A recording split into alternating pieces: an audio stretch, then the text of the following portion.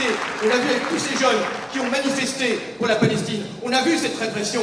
Elle fait partie également de cette tentative de terrorisme. Mais on a vu également comment tous ces jeunes, on a vu comment ils sont sortis dans la rue, on a vu comment ils n'ont pas eu peur. Et demain, eh bien les mêmes n'auront pas peur pour lutter contre cette islamophobie.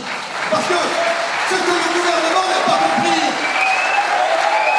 ce que Valls n'a pas compris, ce qu'il n'a pas en face de lui, il n'a pas en face de lui quelques jeunes désemparés.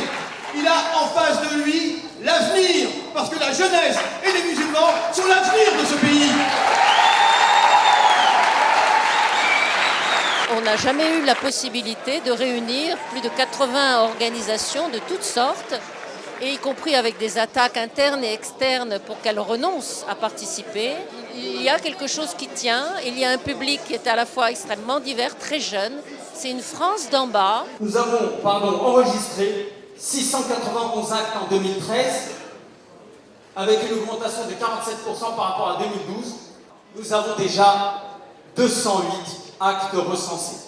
Depuis plusieurs dizaines d'années déjà en France, il y a un mort chaque mois dû à des violences policières. Les crimes policiers sont ouvertement des crimes racistes.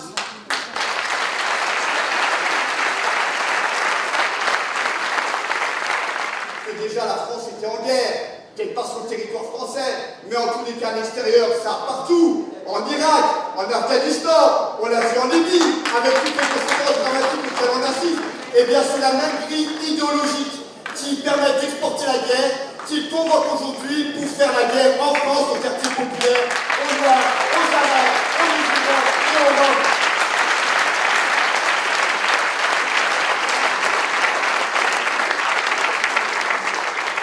Aujourd'hui, les musulmans ne sont plus ni OS, ils sont plus femmes de ménage, bien que ces métiers ne soient pas du tout dégradants. Ils sont maintenant enseignants, ils sont médecins, ils sont professeurs, ils sont physiciens, ils sont chercheurs même, ils sont partout. Ils sont sortis de l'enclave dans laquelle on voulait les enfermer. Et c'est cela qui est insupportable pour les islamophobes. Et c'est cela qui est insupportable pour l'impérialisme.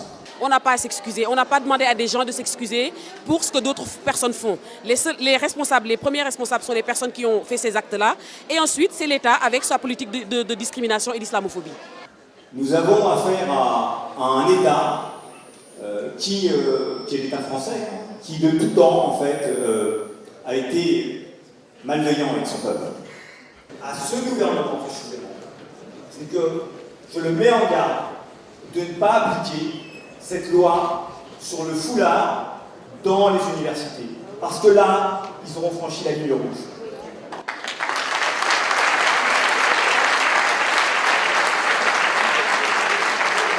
Si je suis là ce soir, c'est pour dénoncer le racisme politique. Ce racisme, il a commencé il y a longtemps. Déjà, au moment des grèves de Talbot, au début des années 80, rappelons-nous, pour s'opposer à ces grèves de l'automobile, rappelons-nous que le gouvernement socialiste, Mauroy, Auroux, à l'époque, avait accusé les ouvriers d'automobile qui étaient en grève d'être manipulés par des ayatollahs.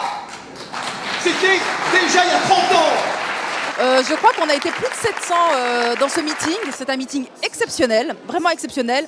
On va scruter les programmes des candidats à toutes les élections dans le cadre de ce front-là. Et effectivement, il sera question de sanctionner ceux qui ne comprennent, qui ne se mobilisent pas contre l'islamophobie.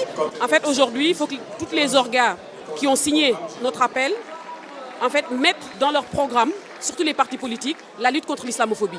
Ça doit être quelque chose maintenant qui doit être naturellement dans la lutte des organisations antiracistes, mais aussi des partis politiques dans leur programme.